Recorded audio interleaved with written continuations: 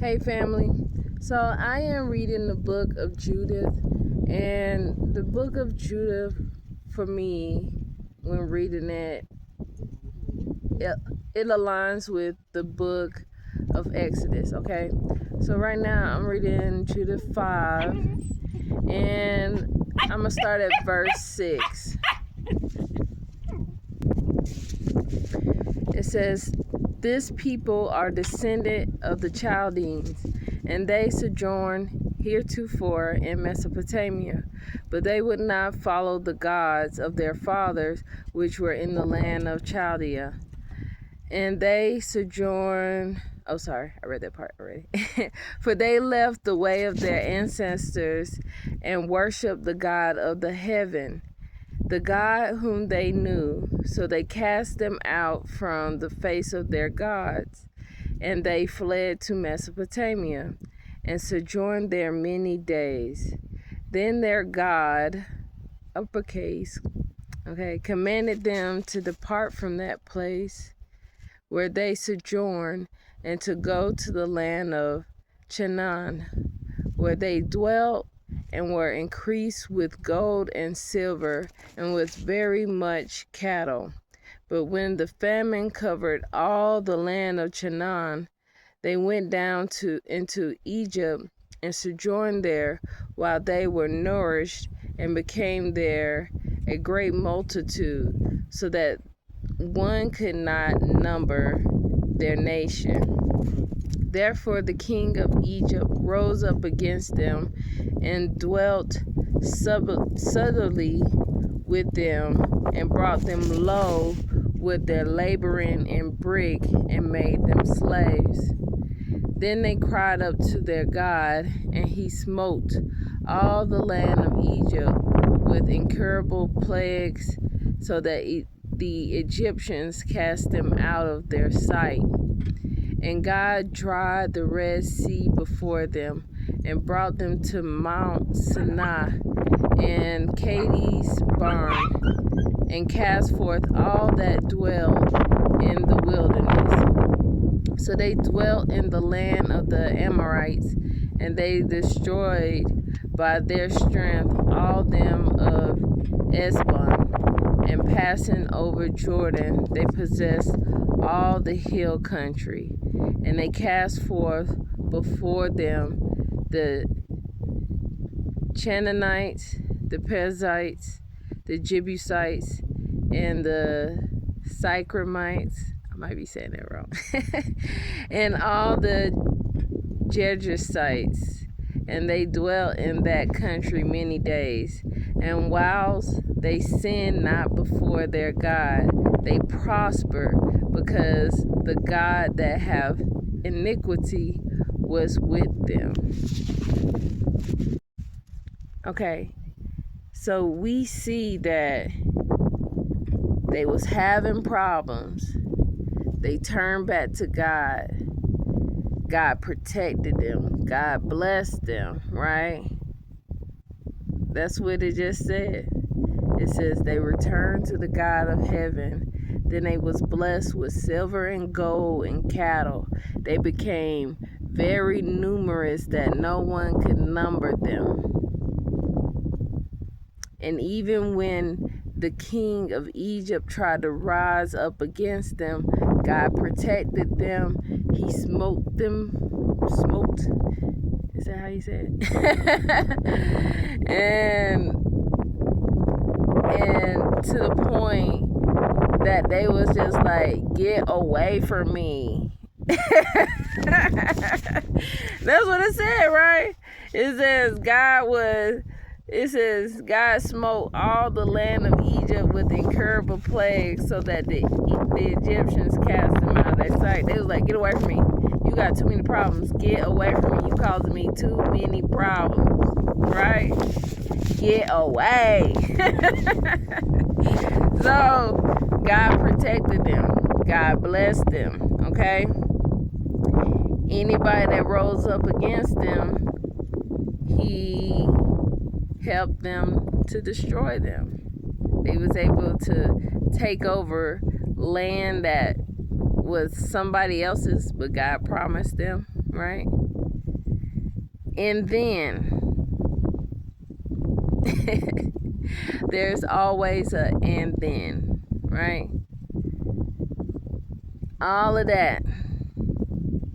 They went through all of that with God. They seen what God could do. And then,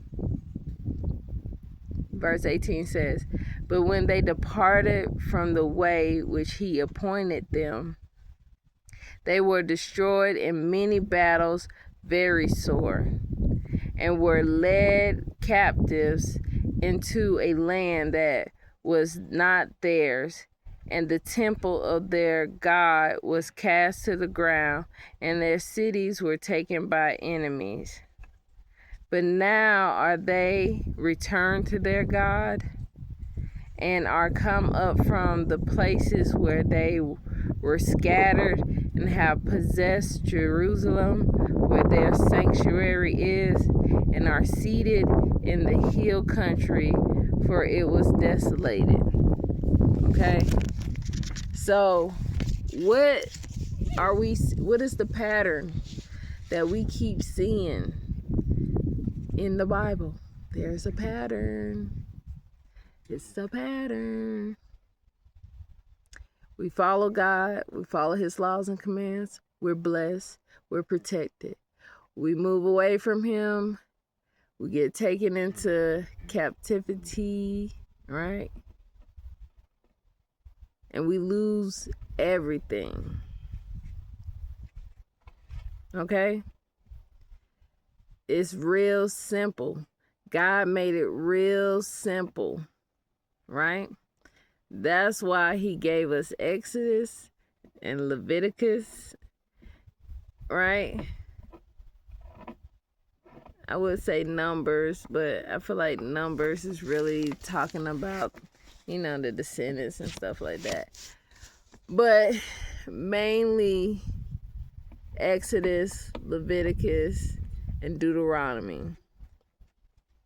They all say the same thing, that we supposed to follow God's laws and commands. And then he even go further, right, to break it down. All right? Break it down for the ones in the back, okay? So that it would be simple to follow, so that you wouldn't have any doubt or any question about what you should or shouldn't be doing. And that story right there reminds me of that story of the son that he didn't appreciate his father and all that his father did for him. So he demanded his inheritance, and he left and went to go do him, basically. And then he got out there doing him, and he quickly realized people didn't care about him. People used up his money, drained him dry, and then he was in there eating pig slops. Okay, the same people that he spent all his money on couldn't even get him no food. Wouldn't even put him up. Let them stay in their house. He out there sleeping with the pigs. And then he realized, you know what? My dad loved me. My dad cared about me. And I'm out here living this hard life when I could just go home and my dad would take better care of me. He would do right by me. At least I would get paid, right? He like, I'm out here, can't find a job. At least I can go work for my dad and he'll pay for me. He'll pay me and I can get some money. I can stop living on the streets, right? and then he returned home, and then he got his full inheritance. That story, to me, is a metaphor for Israel. Israel just don't appreciate what our Father is always doing for us. Every time we get ourselves in trouble, he always get us out. He always get us out. He's protecting us. He's providing for us, giving us more than we need. But we don't appreciate it. We take him for granted, right? And then we start playing in his face and trying to do what other people do, worshiping these gods that ain't got no power. And then he sits back and he be like, okay, well, you want to go worship those gods, that's fine, okay? But when you get in trouble, ask them for help, right? When you get in trouble, ask them for help, and let's see how they help you. That is all the Bible. That's what I see every time I read the Bible. You want to play in my face? After all I've done for you, after all the times I've saved you, after all the times I forgave you, you go sit here and play in my face. Okay, well, the next time you are in trouble, go ask them gods to help you, to protect you, to provide for you, since you want to worship them.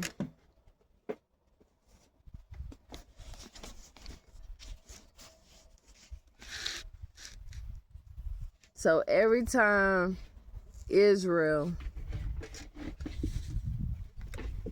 do what they're supposed to do, they're blessed. But every time they start getting the big head, they start forgetting who actually is the one that's blessing them, right? Because sometimes we get the big head. We start thinking that we did it all by ourselves, that nobody helped us.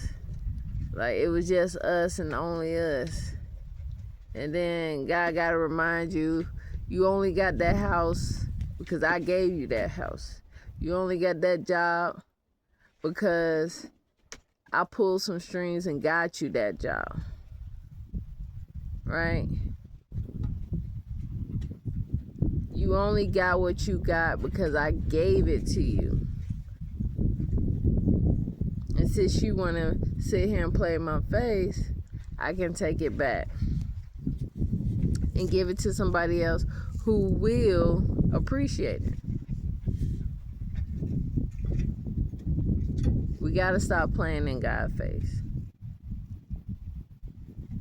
He already told us what it is and what it ain't. He already told us what is required. It's real simple. If you don't want to follow his laws and commands, that's fine. You don't have to, because he gave us all free will. But at the same time, if you don't follow his laws and commands, you're going to be spending eternity with him. It's just simple as that. You're going to go spend eternity with the one you chose to follow. Ain't that what it says in Revelations? It says everybody that follow the false prophet, worship him and his image. And the false prophet was working for the dragon. right? So everybody that followed the dragon, everybody that followed that false prophet that's pretending to be a good guy, but really working for the devil, y'all all go to the same place. Alright? It says it in Revelations 19 or 20. I can't never remember. But it's in one of those chapters. And that angel specifically said to the writer, "Do not worship me. I am nothing but a servant." So what that tell us? Anybody that's claiming to help God is supposed to be a servant, never to be worshipped if they're helping God. If you're worshiping them or they're requiring you to worship them, they not working for God. They working for themselves. They working for the devil. And you following the wrong person.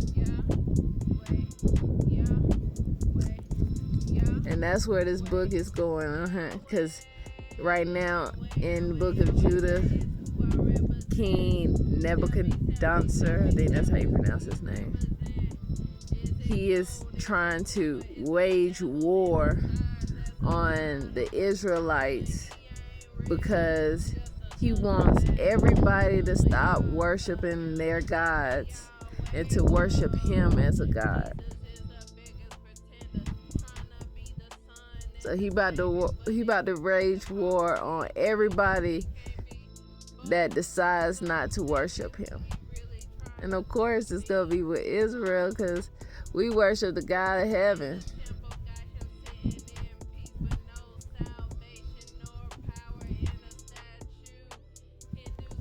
That's just a quick reminder, quick message of the day. I know I keep repeating myself, but God showed me when you care, you repeat yourself. Because that's all he does in the Old Testament, is repeat yourself over and over and over again. But yet, here we are, 2026, and we still can't get it. It's real simple, but we still can't get it for some reason. For some reason, we can't comprehend it, and it's real easy. It's real simple. And maybe we can comprehend it, and we just don't want to because it don't align with what we want to do, which is usually something out of selfishness. And God don't work in selfishness. So we rebuke him and we run away from him, and we run towards the devil because the devil allow us to be selfish.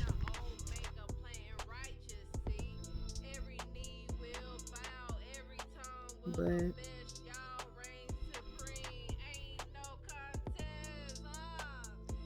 there's consequences for everything, good and bad. You run with him, you gotta stay with him. Simple as that.